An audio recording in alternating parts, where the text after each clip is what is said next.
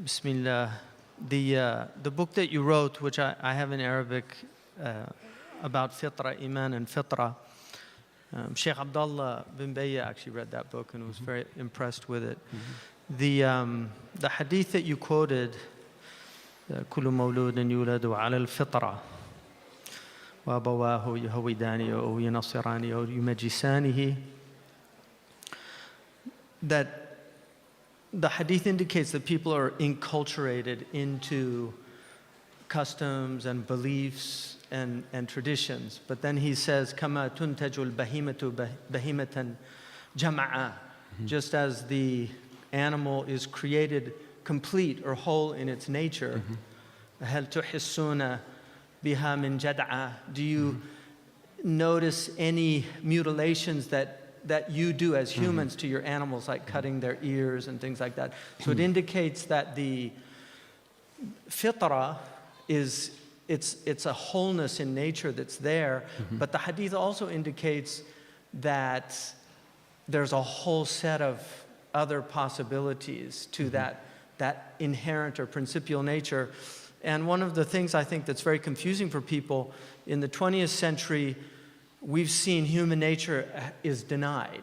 Like this idea that we have human nature is denied, and that all peoples, the anthropologists and sociologists and social scientists have shown that there's so much diversity in the world that it's impossible for us to have some type of human nature that unites us all, as this hadith would indicate. And there's a very interesting, Herodotus in the histories has a very interesting section where Darius, the king, brings the Greeks and they honor their fathers by burning them. And he asks them how much money would it cost to get them to honor them by eating them. And they said that you could give them all the money in the world, they wouldn't eat. They were horrified by that. And then he brings the Indians and who ate their fathers to honor them.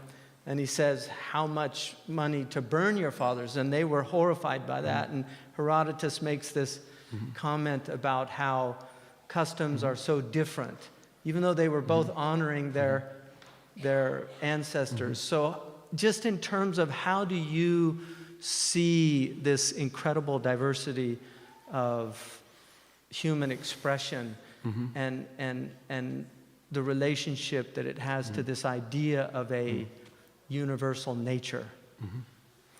When we talk about the fitra, then some of the most important verses about it are like Surah al-Shams and Surah al-Tin, by the fig and the olive and so forth, by the sun and the morning brightness. So these are chapters in the Quran which establish that human beings are perfectly created and that there's nothing wrong about them at all. But commentators say that one of the reasons why they're preceded by the oaths is because the oath in Arabic means this is the literal truth. It's emphatic, it's not metaphorical, it's absolutely so. But it needs that emphasis because no one would believe this. And that if you look at what people do, especially the evil they do, this also takes on so many forms, it's impossible to comprehend. And it is very clear in the other hadith. We just tonight, as you know, just looked at a very small part. Even the hadith I mentioned, I left out 2/3 of the hadith just for time's sake. But it's very clear in our tradition that it is the demonic more than anything else that alters the human beings. And they do it 1,000 different ways, times 1,000 different ways. If we look for proofs of the fitrah, then I think one of the greatest proofs of that in the 20th century is the great Austrian anthropologist Wilhelm Schmidt, and he wrote a book in German, Der Ursprung des Gottesidee, the origin of the idea of God, never translated into English.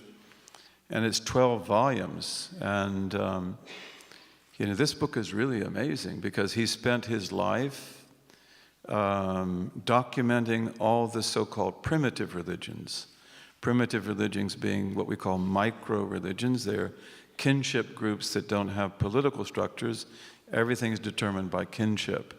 And these little groups that we call primitive, they're always very isolated, otherwise they wouldn't be that way. And there are many of them, especially in the 20th century. There still were many that are not there today. And he showed that all of them have the idea of the one God. No exceptions whatsoever. None of them are polytheistic in the sense of having pantheons. Right. Not a single one. And he did that also to refute Lubbock and Tyler, who were evolutionist anthropologists who didn't do research, by the way. They didn't do good research. And they claimed that religion begins with animism. So he showed that's absolutely not true. And he himself, who was a Catholic, he believed that this was a proof of ancient prophecy. And we wouldn't necessarily disagree with him because these people are so isolated. And yet they have these amazing similarities that pertain not just to the belief in the one God, whom they call by beautiful names. Right. But also they believe in morality. They believe that marriage is given to them by God. They believe in heaven and hell. Some of them even believe in the sirat, right, the path that takes you to the garden. And so we would also say that's a manifestation of fitra. But like as you said, human beings, no one has a greater spectrum of potentials, good and bad, than us. Right. The Nesta Webster, who was regarded before she went into conspiracy theories as a historian, in one of her books, she makes that argument that Unitarianism was the aboriginal faith of human beings, that idolatry was secondary and not primary. So I'm wondering if she was influenced by that German. Well, Arnold Toynbee was. Right. That's one of the main influences on Arnold Toynbee. And Arnold Toynbee, who is really a remarkable thinker and historians sometimes are equivocal about whether they want to accept him or not, because he does what historians are not supposed to do, which is to tell you what it all means. Toynbee was very deeply influenced by Schmidt and by others. And one of the interesting things about Toynbee is that he believed that the most advanced human beings who ever lived were those of the Paleolithic, of the Old Stone Age. And again, he doesn't say that just off the top of his head. Sure. They didn't build cities like we built cities, but they were spiritually very far advanced. And he bases that on a lot of things, but Schmidt's one of them. Well, you brought up Toynbee, and I think you were the first one that exposed me to Arnold Toynbee. That's kind of become a very interesting reference that I go back to at different times. I think some of the students have actually read at least the abridged version of Toynbee's study in history. But one of the things that he talks about, at the outset of the study, he argues for the differences, like these differences in civilizations, and he wants to understand where civilization originated from and what produces it. And he basically rejects race, this idea that there's racial superiority in some peoples as opposed to others. He categorically rejects that. But he does make an argument that there are distinct manifestations of civilization. And one of the things that, again, as human expressions, there's such an incredible diversity on the planet of human behavior and expression. So do you see civilization as something that unifies human beings from a fitra sense, that humans by nature begin to create civilization? Language is so important. So when we use the word civilization, one of the problems is that it comes from the word city. So it's those great societies that build big cities like Rome and so forth. And this is where, in our tradition, we use the word Umran. And Umran to me is a much better word because of the fact that it has nothing to do with cities. It means bringing things to life. It could refer to Bedouins, just as, although we have al-Hadar and al-Badu. But, I think that, with Toynbee and, his concept of civilization, this focusing on these civilizations that are big states and so forth, I think that's, if we had a broader perspective, it would be good. Of course, when he talks about human beings in the Paleolithic, then he's taking that broader perspective. But Toynbee also believes very much in what he calls the creative minority. And one of the most important ideas in Toynbee is that history is always the work of minorities. And therefore, more minorities that are galvanized and that have solidarity, they will lead and they will have great effects. And he believes that civilizations like those of Egypt and those of Mesopotamia and those of ancient China, the Yellow River Valley civilization, the Yellow Emperor, that, that these begin by creative minorities. And creative minorities are always inclusive, and they're not oppressive, and they're a great gift to human beings. And in fact, maybe Toynbee hints at this, but we could easily say that they're prophetic.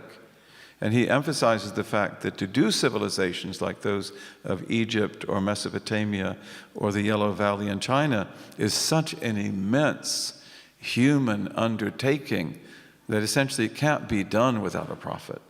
It's got to be done with something that can, give us divisions in labor and a whole new way of living. But then the civilizations usually become civilizations of domineering or dominant minorities, and then they oppress, and they become the property of the elites, and then they create what Toynbee calls the proletariats, using that Marxist term. But you have an internal proletariat, which are the oppressed people in the society, and you have an external proletariat, which are usually Bedouin peoples who are also oppressed by that civilization. He would regard the pre-Islamic Arabs to be the external proletariat of the Byzantine and Persian empires. Okay, so they have to keep their distance, but they also learn from them how to use weapons. And usually they can often conquer them as well. Sure. But I sort of forgot the question. Well, okay, it's fine.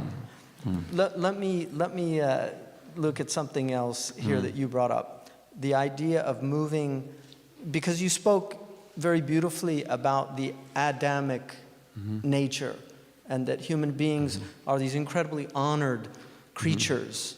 But there's also in the Quran, al-insan, which is a difficult word to translate. It's the intimate being, it's the being that represents the essence, it's the ayn, the insan is the essence of the I. But the insan is also talked about, قُتِلَ الْإِنسَانُ مَا أَكْفَرَهُ. Inna al-insana khuliqa halu'a. The human being was created in angst and anxiety. He's called ajul in the Quran. He's hasty. He's oppressive. Ya ayyuhan nas innama baghiyukum ala anfusikum. Your oppression is against your own self. And that's talking to all humanity. Ma dhanamnahum walakinhum anfusum kanu yadhlimun. We didn't oppress them, but they were oppressing themselves. So there's also this other side of the human being that is actually very negative in the Quran. And obviously the Christian tradition deals with that, with the idea of the fallen human being. How would you address that aspect of the human being? So this is also part of the fitra, that it has the negative capacity, and it is forgetful. And it has to be forgetful because then it can't use what its fitra was for, which is to rediscover it. And when we come into life, we believe that all children until the age of maturity or sometime after that, they're saints, because of the fact that they have this fitra, and they're also not morally responsible. They're not moral agents yet. But then as the passions develop in us, then these passions, the idol of the pig, the idol of the dog, anger and appetite, they will necessarily veil us from who we are. So you have this seeming contradiction between خُلِقَ الْإِنسَانُ هَلُوعًا إِذَا مَسَّهُ الشَّرُّ جَزُوعًا وَإِذَا مَسَّهُ الْخَيْرُ مَنُوعًا. So we have this, but again, our commentators make it very clear that this is a particular type of human being. He is a human being who's not true to his or her fitra. And what was the other part of the question? Just, that idea of looking at the human being and all these negative qualities. So then human nature, if we say there is a human nature that's universal, I mean, our tradition would argue that. We would insist upon it, right? Upon it. But for us, the nature, and from that hadith that began the talk, the human nature is really a nature of potentialities, of capacities. And so the actualization, and we have the concept of it, al-insan al-kamil, this idea of the perfectible human being that can move towards a kind of wholeness or completeness, which is a restoration of that first being. Is that how we have that? And of course, I'm a convert. This beloved brother is a convert. Many of the people here are converts. And I remember when I became a Muslim, which was early, January the 3rd, 1970. And then as I went through that first year, there were certain dilemmas I had in my heart from before, like an emptiness, even though I had been religious.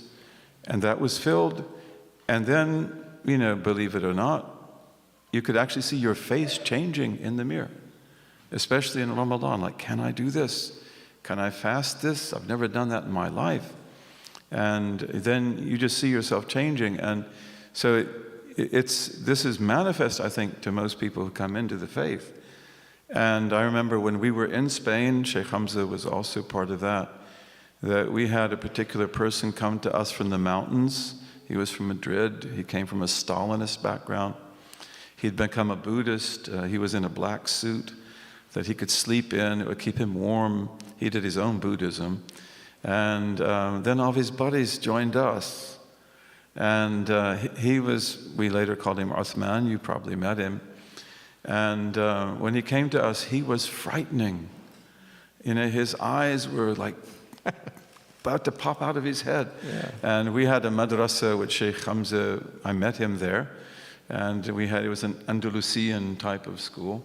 And, we had a little door that you opened for the window, It's like a window to the door to know who's knocking. And when he knocked at the door, the brother who went to open it shut it just like that. It's like, and then he says, oh my God, what if he becomes a Muslim? We've got enough crazies in the community already. Yeah. And he kept knocking. And then finally we had to let him in. And then, inna lillahi wa inna ilayhi raji'un. He took the shahada. And we thought, oh my God, what are we going to do? And I know my wife, Samira, remembers him really well. And within 3 weeks, you could not recognize him. And he was also a professional acrobat. And I would watch him from my office looking over the garden, and he couldn't take 2 steps without doing a big skip. And the way that acrobats skip is not the way you skip. And he became the most beautiful person in our community. And he became a person that, anything you wanted done, even cleaning your house, even doing your laundry, sacrificing a chicken, he would be the one to do it.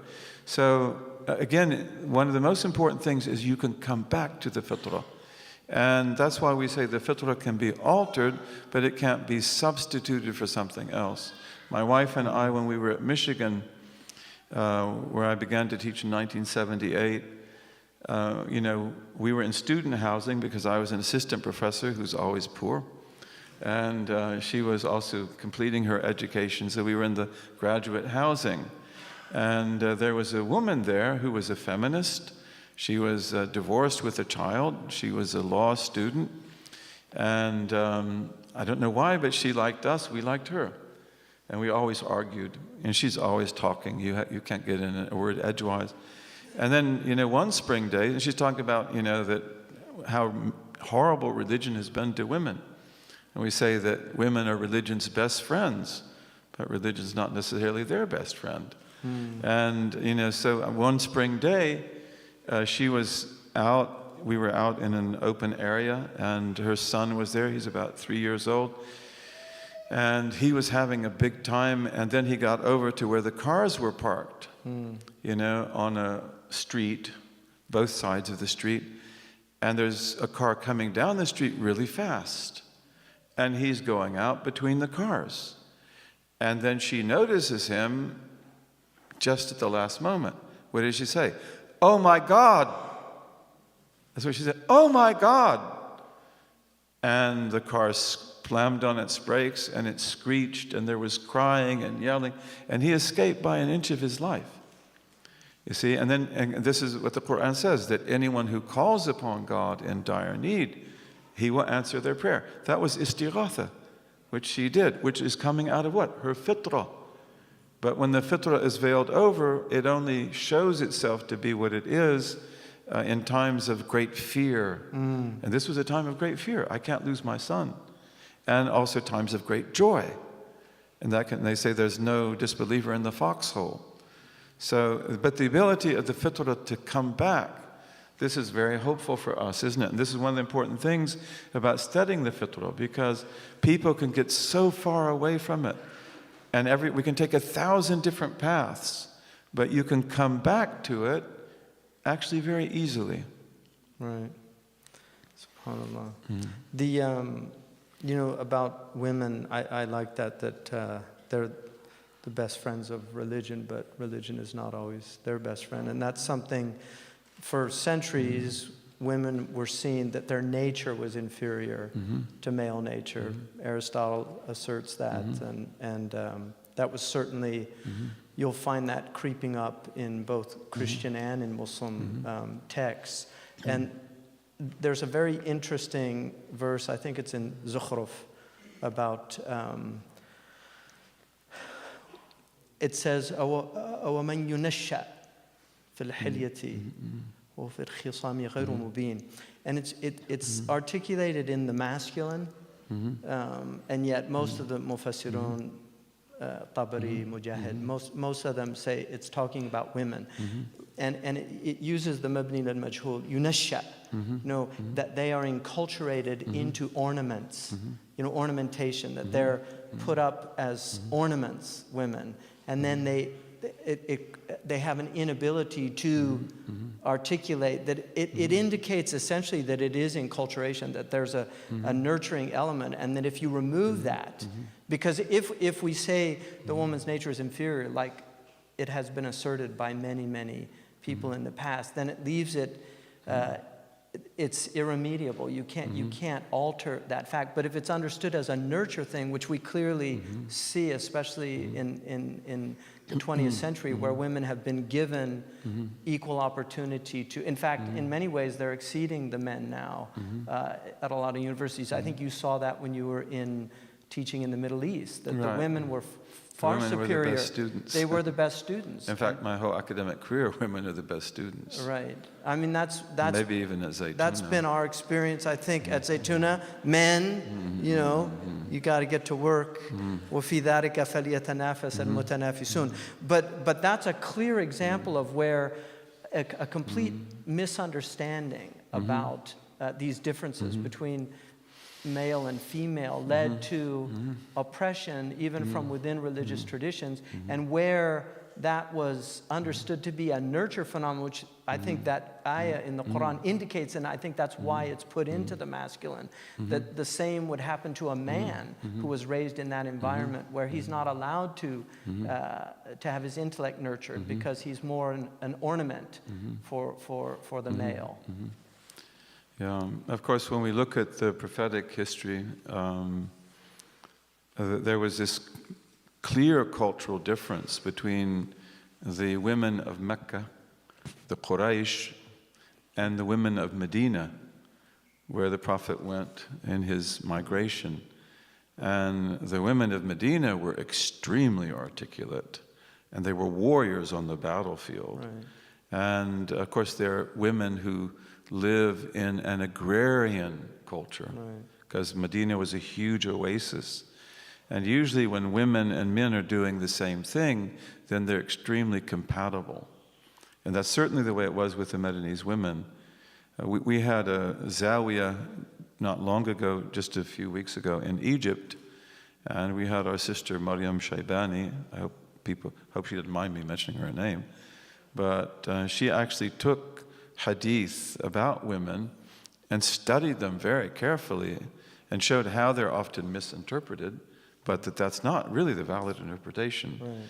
And, but the women of Medina were extremely strong and very outspoken. And this is a Meccan surah that you're referring to, so you would think, what would come in my mind is it is talking to the Meccans in terms of their own culture. And the women of Mecca, they were very different, because also the city lives by international trade. And it lives also by the pilgrimage. And although women partook in that, the men are the ones who really do it. So their women tend to be much more subdued. They could also go on the battlefield, by the way, but they weren't the kind of warriors that the Medinese women could be. So, but we do believe that men and women have these perfect natures. And, that the women are not debilitated in any way by their nature. And in Islamic law, it is a societal obligation that women get knowledge, every type of knowledge, religious knowledge, just like men. Well, I think Ibn Arabi would even argue that they have spiritual advantages over men. That's what they say. Ibn Arabi, even in one part of the Futuhat Makkiyah, he talked about a saint, a man saint, who spoke to God with a feminine voice. And I had the honor of reading that with a Moroccan scholar, and he explained to me that this is very common in that tradition. That, if you don't have that feminine voice, you can't really attain the highest spiritual level. One of the good books, by the way, that for people interested in that, is the Tao of Islam. Right, Sachiko Murata. Right, by Murata. It is the first thing she wrote. She was a Japanese convert to Islam, and it's a very good book. The translations are really good in Arabic and in Persian. But later on, she would discover Chinese Islam, and then she becomes one of the authorities in Chinese Islam. If she had only had that knowledge of Chinese Islam, the book would have been even more beneficial than it is. But the Tao of Islam is a very, very amazing book to read. And it's about the male principle and the female principle. You have, in the pre-modern world, I think, as far as I can tell, most civilizations agreed that there was a human nature. Certainly the Islamic did, even the Indic and the Buddhist traditions would have understood that as well. And the Buddha nature was a potential that could be realized in any human being. You also have, certainly in the Christian tradition, the idea of human nature. They might differ on certain aspects of its potentialities, but essentially the idea of a unified nature. Since the Enlightenment period, people like Hume, who reject human nature, and then in the 20th century, you get, like Merleau-Ponty says something like, the only nature that humans share is that they share no nature. or you get somebody like Ortega y Gasset, who also denies human nature. And I think there's, in fact, Pinker, who's at Harvard, Steven Pinker, wrote a book called The Blank Slate, arguing that there is a human nature, and very troubled by this negation or denial of human nature. One of the things that we're seeing now is the idea of a fluid nature, that human beings they might be born into the wrong body, for instance. So I have I'm a female trapped in a man's body, and instead of seeing that maybe as dysmorphia or some type of mental illness that needs to be treated, it's now being embraced even in children, and children are being encouraged. In fact, I think in Sweden they're doing non-gender child rearing, where the children wear the same clothes, the traditional pink and blue, for instance, that people would, if it was a girl, they would give at the wedding shower. They would give all these nice girly type things. And this is the argument that this is simply enculturation, that this is nurtural, not natural, and that the nature of in fact, Aleister Crowley, in the Book of the Law, chapter 2, argues over 100 years ago that the time is coming soon when we will be free of this binary, and we will be able to choose our own genders. So this is something that we're really seeing happening all over now, and young people are really encouraged. I actually saw an East Asian man, if you can believe this. I saw a Pakistani man with a nose ring.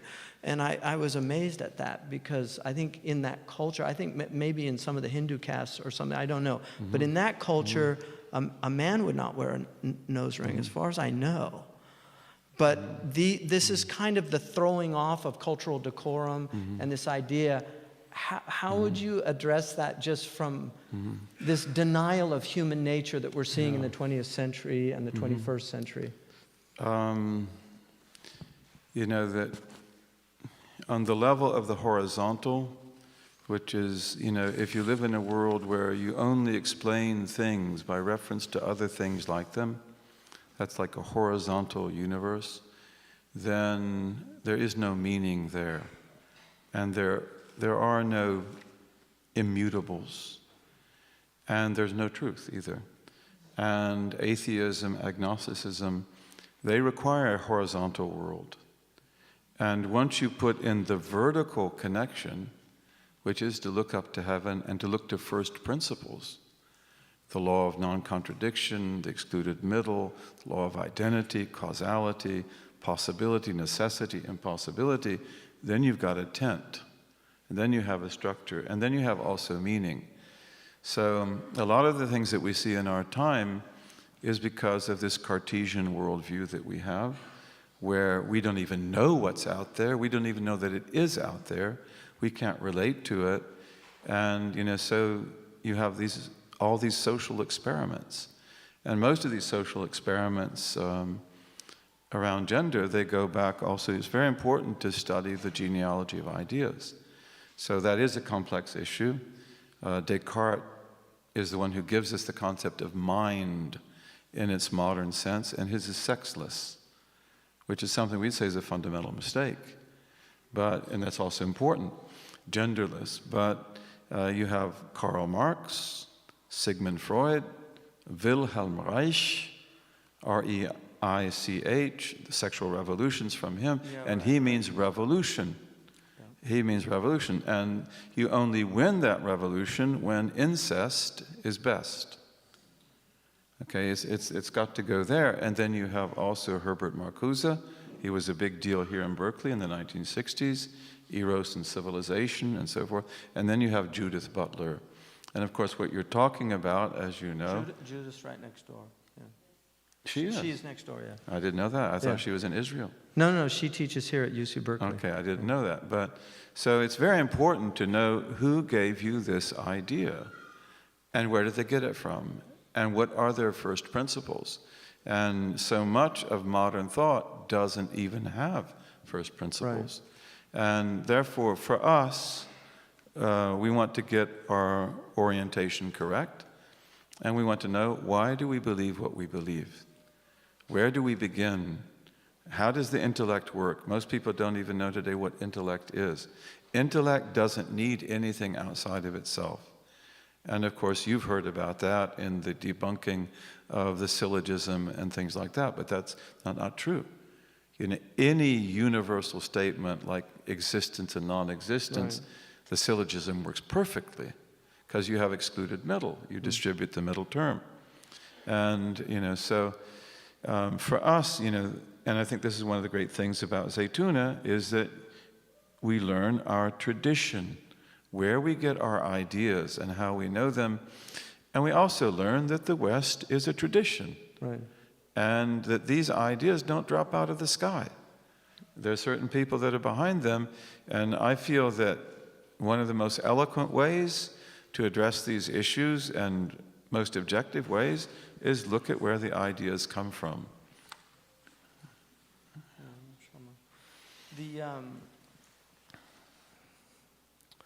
The idea of first principles, and again, that's getting to something that is deeply rooted in the essential nature of the human being, the law of non-contradiction. That's fitra also for us. It's a fitra, yeah. You know the law of non-contradiction.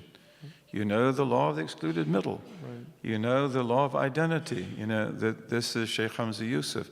This is Shaykh Abdullah. They're not the same. It's not like you are now him, he's now you. When I taught logic, I taught them here that the law of identity was Popeye's law. I am's what I am. I am what I am, and that's all that I am. Yeah. But these are very important. And if you look at most modern thought, if you look at Stephen Hawking, the theory of everything, it's because everything's a model. Right. Stephen Hawking says this chair is not a chair. It's probably a molecular structure, probably. And my model is what makes it a three-dimensional brown chair. So this is Cartesian dualism. And therefore... And it's also, it's the Kantian, this idea that there's no correspondence, because I think Muslims were very much committed to correspondence truth. And that's exactly what the fitra is. You see, that's why the fitra also... The fitra, it enables you to know the world, because you've got it in you. We say, critiques of modern science, they say that physics doesn't believe in red apples, okay, because it just believes there's molecular structures that you make into an apple, and it tastes sweet and it nourishes you, but it's all about probabilities. And this leads to a type of Gnosticism. And I think we're very much in a Gnostic world in many ways. Even despite the materialism, there's an occult element that's very strong.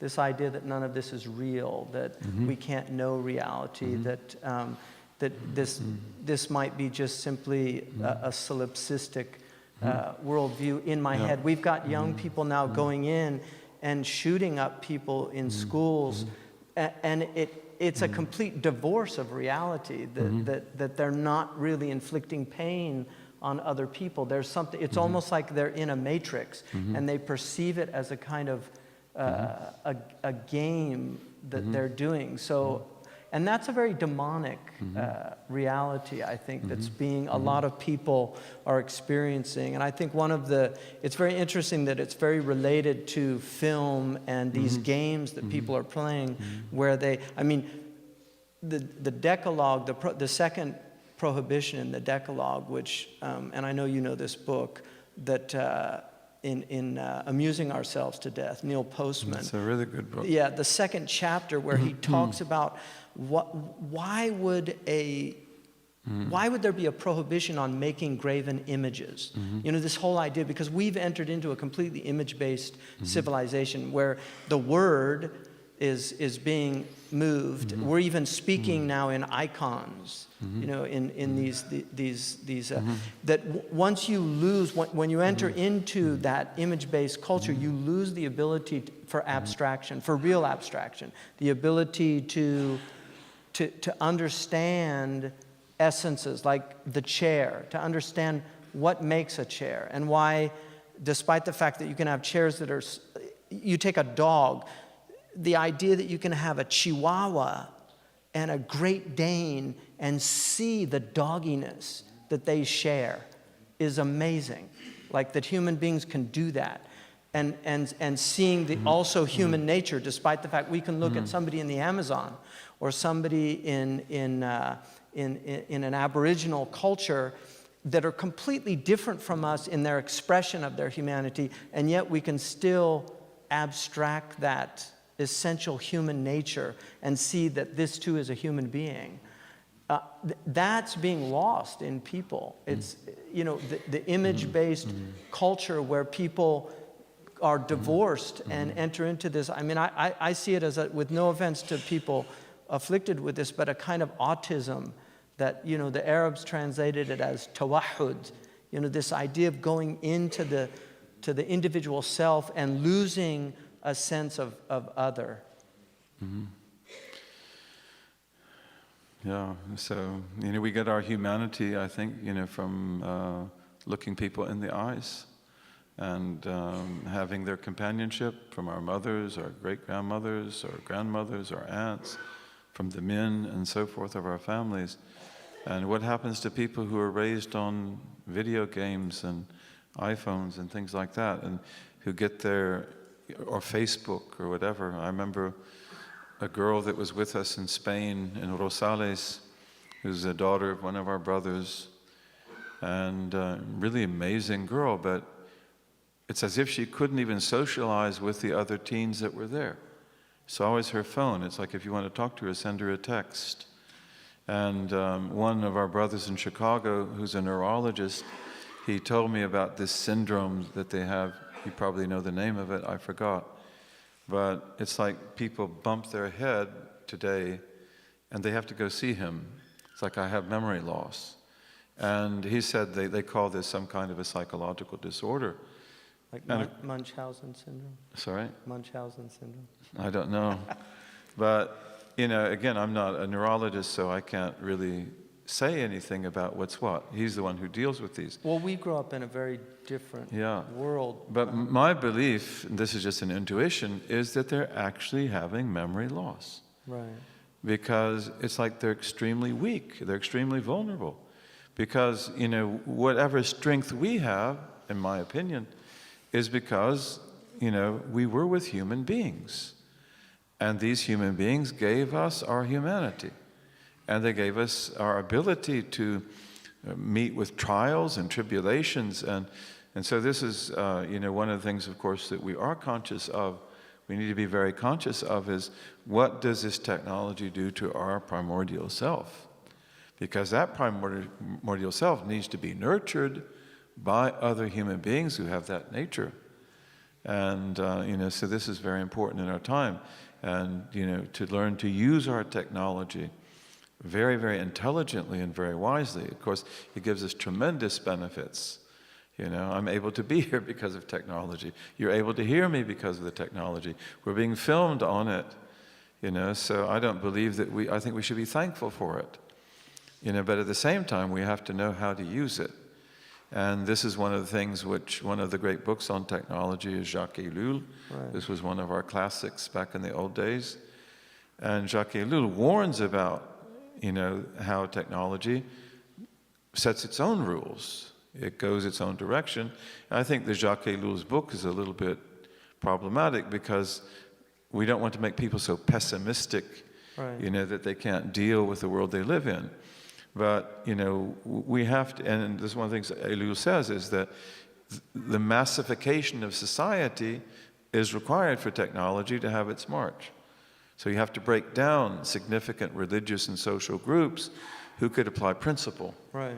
And this is why also for us, as people that should be principled, we want to be principled, then we have to also learn about these things. How do they affect us?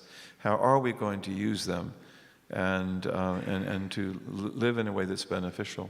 How many of our people are destroyed on social media, right? Dr. Jackson, who many of you know, he said that social media is not going to leave us a single leader, a single value, a single principle.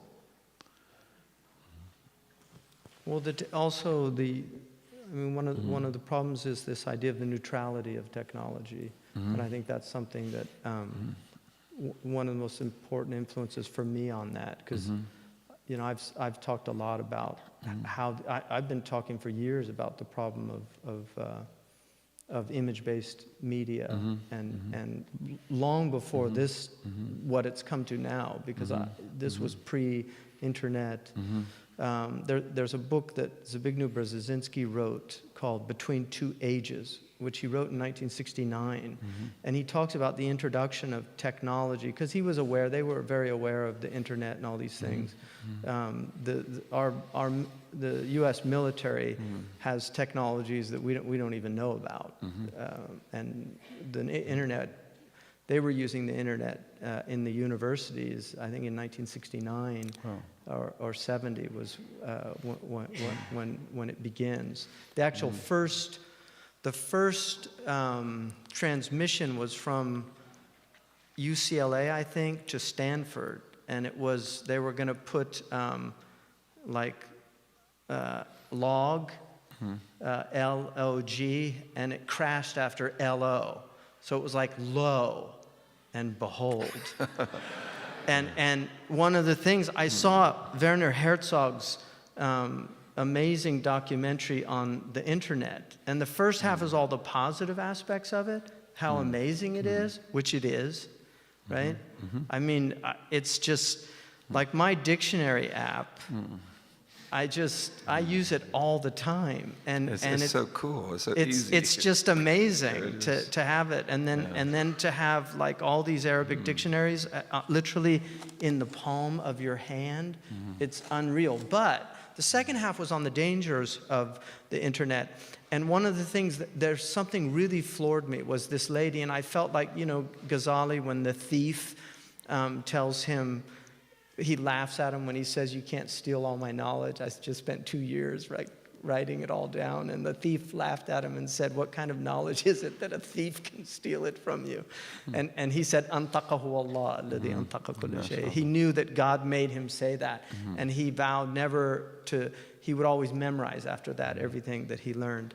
But there's a woman in there, it's a family, and it's one of the most depressing parts of this documentary, but they look very depressed.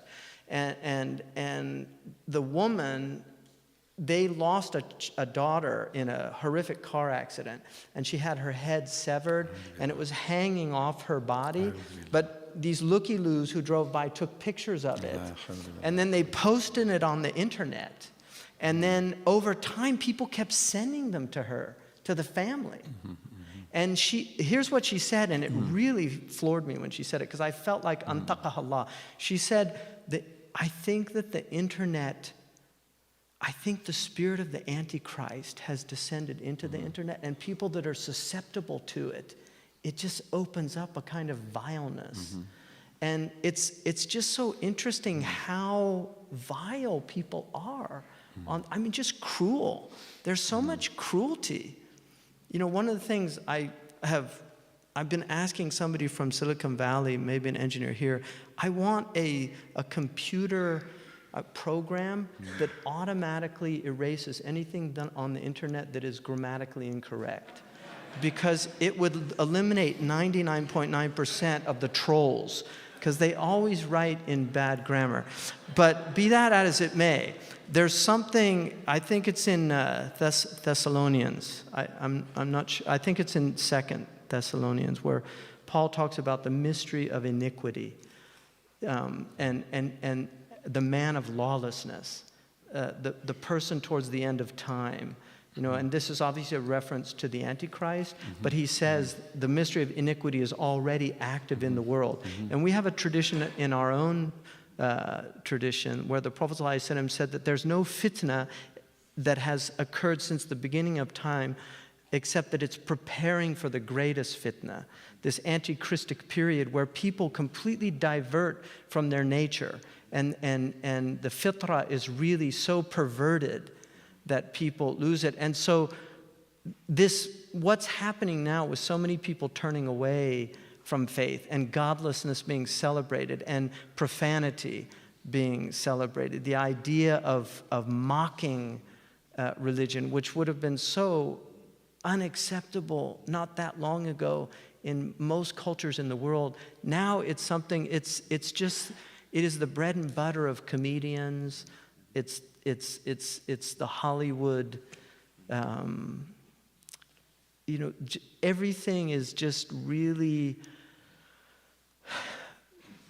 just making religion seem like such a dark thing. And there's so many young people now, they say I'm spiritual but not religious, or they don't want to have anything to do with organized religions.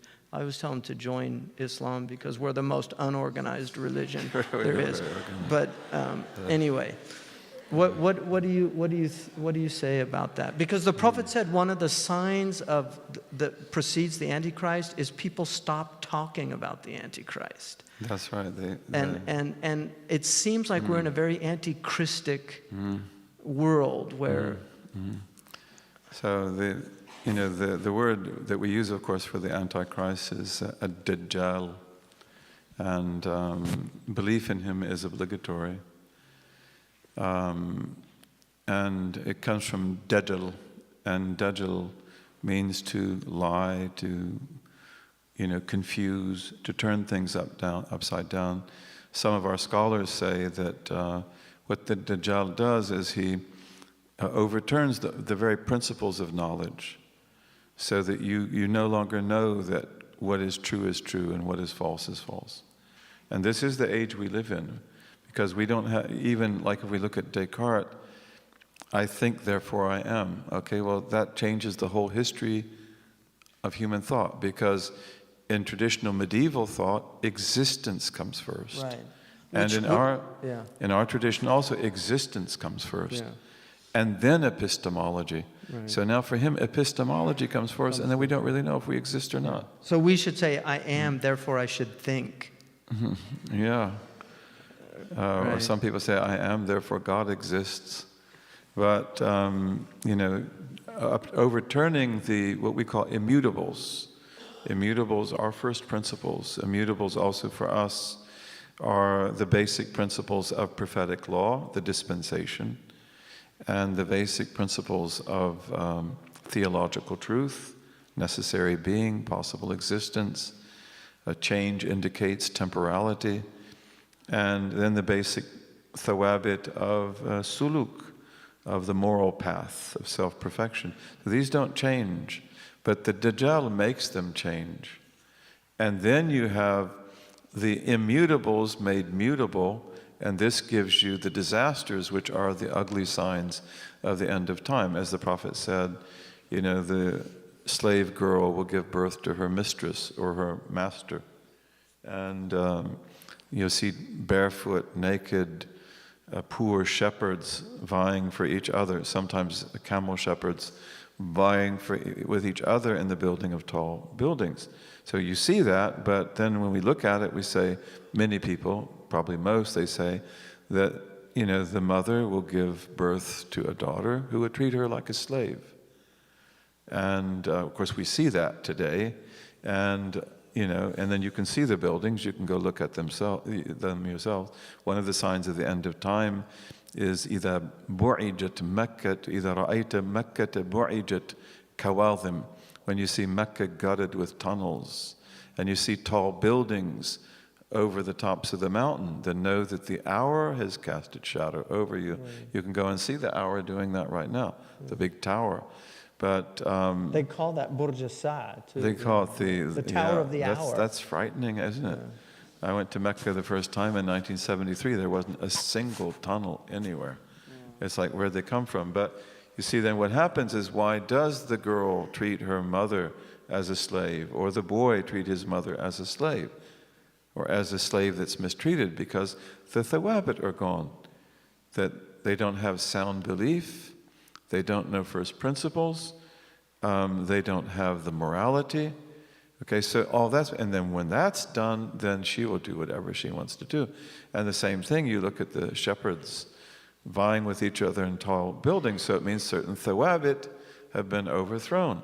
And among these are a sound political order, which should put people in power who are capable of leading and who lead us for our benefit and not their own. And then you have also overthrowing a sound economic system in which there is distribution of wealth. So you get all this wealth concentrated in the hands of shepherds. Many of those shepherds, as Shaykh Hamza knows, are very good people, but they're not the cloth that you make leaders from in a time like this. They can't deal with that. So the Dajjal, this is what he does. He takes the thawabit, the immutables, and makes them mutable and changes them in 1,000 different ways. Right. Christ said to the woman accused of adultery, where are your accusers? Because they all left. And then he said, go and sin no more. And this is an age where it's go, do what thou wilt, for there is no more sin. This is the idea that the concept of sin is being removed from the world, and anything that I do is my own business, that I am an autonomous agent, that nobody can tell me what to, as long as I don't, the harm principle, as long as I don't hurt anybody, then I can do what I want. I want to, because the time's coming to a close, but I want to, the Quran, in the verses that you quoted from Surah Ar-Rum, it says that this is the fitra of God, the principial nature that God has created the human being on, and then it's التي فطر الناس عليها, that God has fatara. He's al-fatir. You actually wrote about that in your book, about that name, which is a very interesting name of God, and I think it was Ibn Abbas didn't know what it meant, and he heard the Bedouin saying, Ana fatartuha, I dug the well before you, so I was the first one. So fatara is to make it first, or the original. And I mean, it's interesting, we call aboriginals, from the origin of man. They have that. But then it says, La tabdila li khalqillah. And you alluded to the difference of opinion, but Ibn Juzay preferred the opinion that it was, the negation there was for prohibition and not impossibility. Like la nafi lil jins. It wasn't la nafi lil jins, it was la nahi. Do not change. It's a warning to change. Do not change. And what we're seeing now is an incredible, in the West, and increasingly affecting people in the East. What we're seeing now is a real change of this fitra, that it's being altered in people. And what advice would you give us to protect that principial nature, to nurture it? I mean, we have this idea of tahliya, and tajliya, the emptying out of vicious character and the filling up of virtuous character in order to experience the divine. If you look at the hadith that are on the fitrah, and I have those in my book, one of the things we see in them is that there's nothing easier for us than to live according to our natures. And it's very easy for us to do that. And there are 1,000 ways back to your nature. And the traditional Islamic city was a garden city. And to be a valid city in Islam, according to law, you have to have land, you have to have water on that land or above it, you have to produce all the food you need for your city in your city. You can't depend on the outside. Okay, but we were garden cities, and we had animals, and lots of animals, and we have a whole law about green zones and things like that enable us to support those animals. And we believe in our tradition, I believe according to my teachers in our tradition, that without animals you can't be human. Chickens are amazing, and if you do permaculture, you know how amazing they are. And chickens will teach you a lot. All animals will do that. So I think getting back into the natural world, you're going to have this program on permaculture with our Brother Ramiz Kent, May the 21st till June the 2nd, I think. And we had one in Spain last summer, and we made soil. You can make soil in 18 days.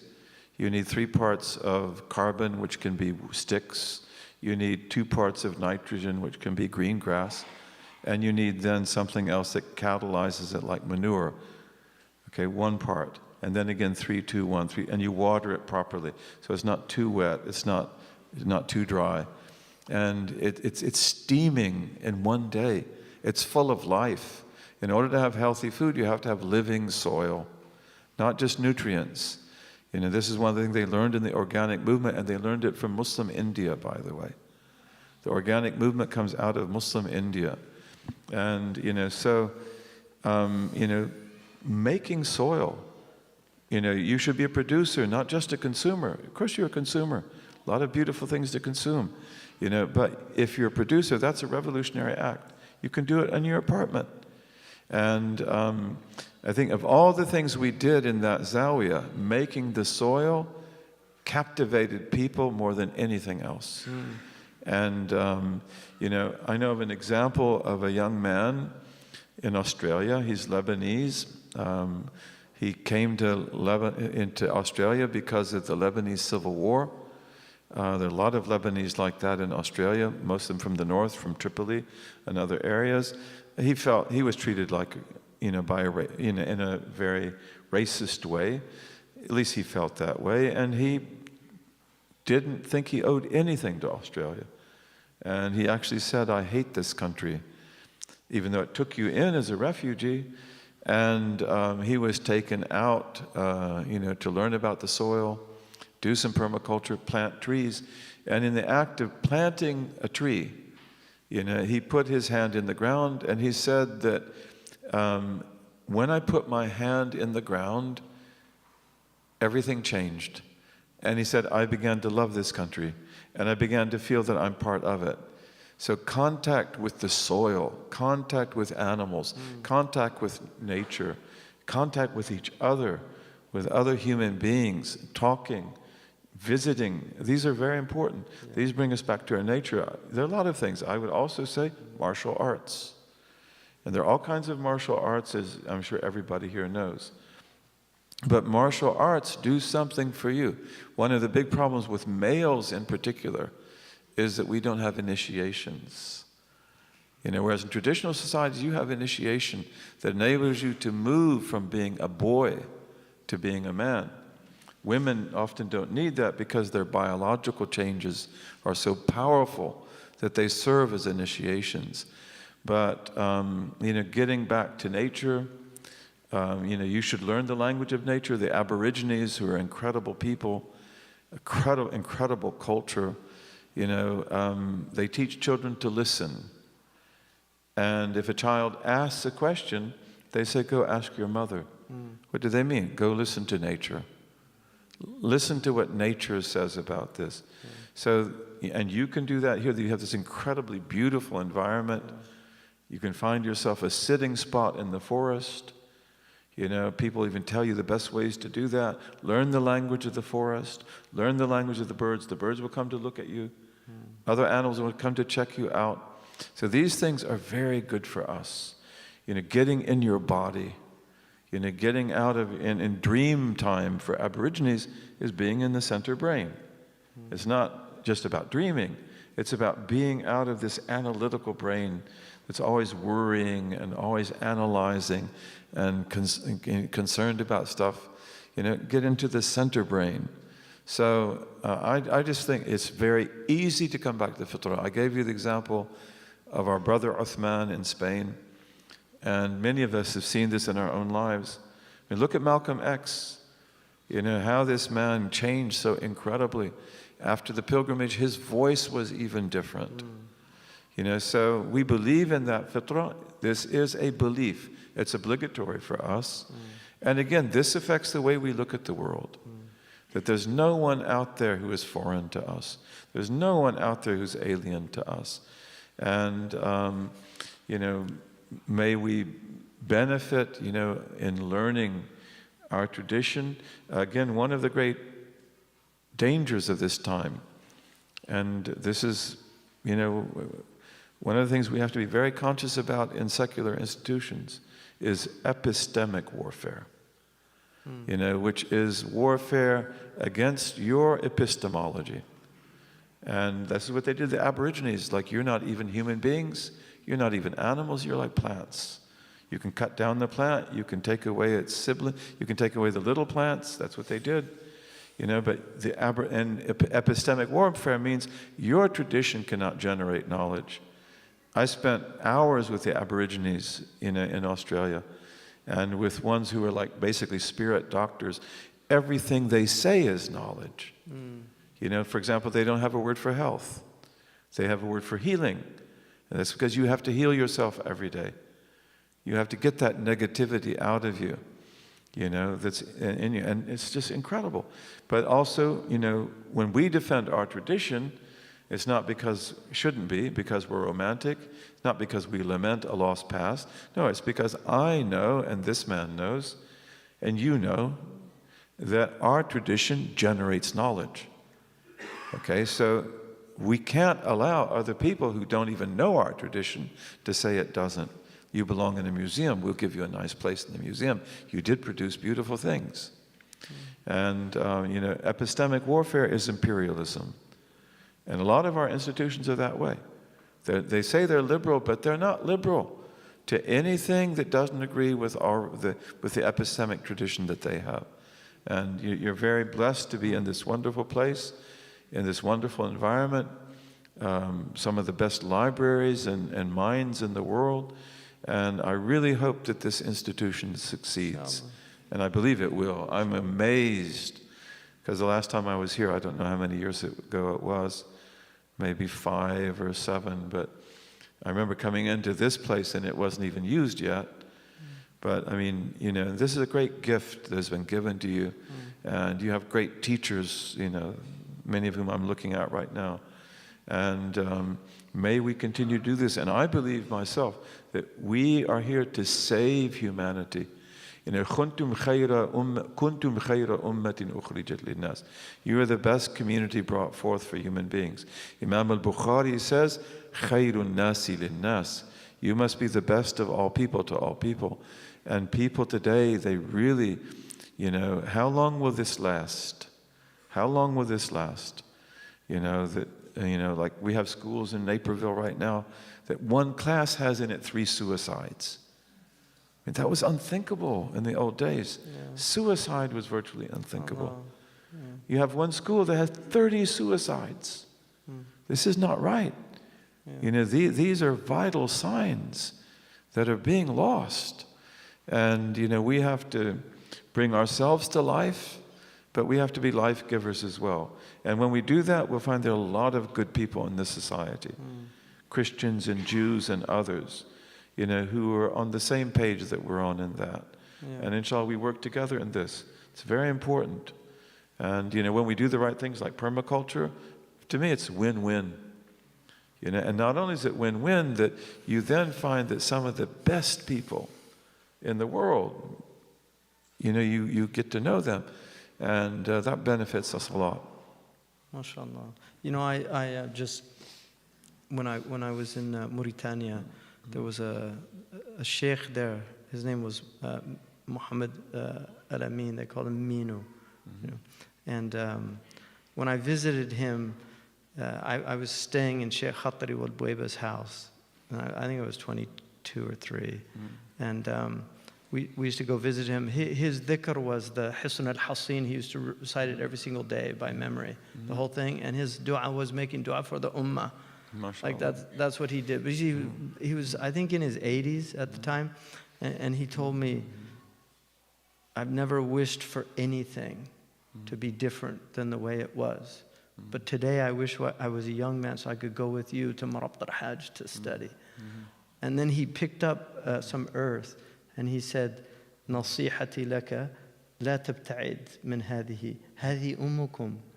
You know, he said, my advice to you, don't get far away from this. This is your mother, the earth. And I think one of the things that technology is doing is it's really distancing people from just being with the earth. And we're fortunate to be in an incredibly beautiful environment here. There's a lot of places to go. So I think that's really good advice just about being in nature. And we know the Prophet ﷺ, he was very deeply connected to the natural world, and that natural world spoke to him, and he spoke back. He's with Jabal Uhud, Jabalun yuhibbuna wa nuhibbuhu. Walk barefoot in the grass. Yeah. It's incredible. It's incredible. When it's not too cold. Tam'adadu wamshu hufatan. Sayyidina Umar said that. What did he say? Remind yourself, be like Ma'at ibn Adnan and walk barefoot sometimes. Right. Yeah, Sayyidina Umar said that. Even, even when you wear your shoes, you can imagine that you're walking barefoot. You're feeling the earth underneath you. These things are all very, very valuable to us. They're also very good for our health. Getting rooted and learning to be human beings again, right? That's one of the things we have to do. But I just emphasize, it's easy to do that. It's not difficult. Even though it might seem to you impossible, but this is one of the easiest things to do. That's also God's mercy. It's so easy to come back. And it's very difficult to go astray. Because the point where we're at right now, there was a lot of work put into that over a lot of generations. It didn't just happen overnight. And there's a lot of money invested in that as well. And it's very easy to come back and to be yourself and to be natural. And our religion is a religion of service and love. And service and love heal everything. One last point and question to you. You talked also about beauty and the importance of beauty. The Prophet ﷺ, when the man asked him about was wearing nice clothes and a good sandal, was that from arrogance? And he said, no, it's Allah loves beauty. And one of the things that I find really notable about pre-modern people is that they adorned things. They didn't have a lot of things generally, but what they did have, they always made beautiful. And when I was in Mauritania, they started using Bic pens. Their traditional pen was a bamboo pen, but they started using Bic pens. But the women would adorn them with leather and make them very beautiful. So they would actually take the plastic and they would just do a design on it and then put little frills at the end of it. And the students would write with these pens. And when I asked one of the women why they did that, she said, it's so ugly. The big pen. And what is that thing in humans that why not just have a functional carpet? Why put the tree of life on the carpet? Why not just have functional walls? Why put wainscoting with designs on the I mean, what is that? And how do we restore that? Because Muslims, they dressed beautifully. Even peasants dressed beautifully. The Afghan embroidery and the sadriya that the Egyptian fallah wears with the striped. People really have become. You don't see the caliphate of God in that human being anymore. And how is that restored? Traditional societies. You should tell me any traditional society that was not beautiful. Look at the First Nations of this land. I mean, look at the Inuit, the Eskimos, who are really a civilization. The Umran, that's a good example of Umran that doesn't have cities. But everything they did was beautiful. Look at the Aborigines. You can't believe how beautiful everything they make is. And we were like that too. We were a highly skilled society. We were a society of crafts and everything, guilds. And everything we made was beautiful. And that's because God is beautiful and He loves beauty. Beauty is the splendor of truth. And that means God doesn't love ugliness. And ugliness is the mark of falsehood. Ugliness means you've gone astray. So, getting this back, again, I believe is going to be easy. And again, if we look at Zaytuna And then we look at many of the brothers and sisters that are dear to us. Look at the beauty they create. You know, so God is beautiful. If you love God, you become beautiful. You become internally beautiful. That's the universal routing. And then what you produce is graceful and beautiful, even the way you walk, even the way you talk, even the words you use, because you want to use beautiful words. You want to know what your words mean. So this is very important, to get back this beauty and everything. And that makes us human. You know, that al-Maturidi, who is one of our great theologians, he talks about how God holds us back from evil by putting us in a natural setting. We still do evil, but the natural setting is telling us this is wrong, this is wrong, this is wrong. What happens, however, when you put people in an ugly setting of broken windows, broken glass, graffiti, rats, so forth. You can't believe there's such a thing as truth anymore. You can't believe that there's such a thing as goodness anymore. And that's why beautification is something we have to do to ourselves. And in Islamic art, I believe the highest form of art is architecture. And in our tradition, architecture is what generates so many other forms of incredible art. But our art, according to some, it begins with clothing. Some would say it begins with the mihrab, the recitation of the Quran, the writing of the Quran, but clothing is one of the first things. And we believed in beautiful clothing. And who didn't? All traditional people were like that. And it showed their identity, it showed their honor, and it showed what they believe in, who they are.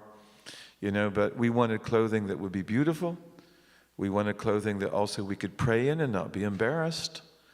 You look at the Eid prayers, in Nigeria, and you can put it in National Geographic.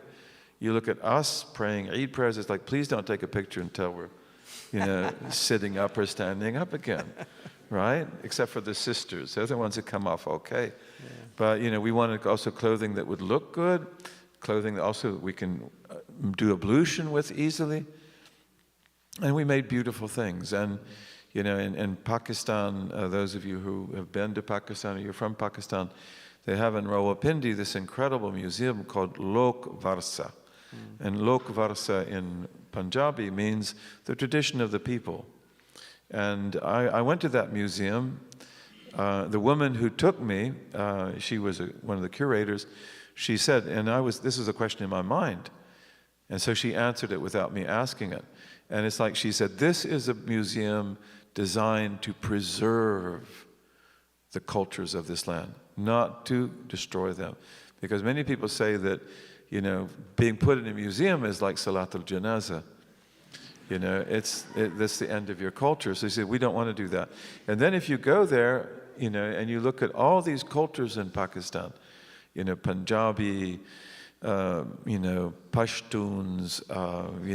the Sindhis, there are all these different cultures, and they're all beautiful. And everyone is distinctive.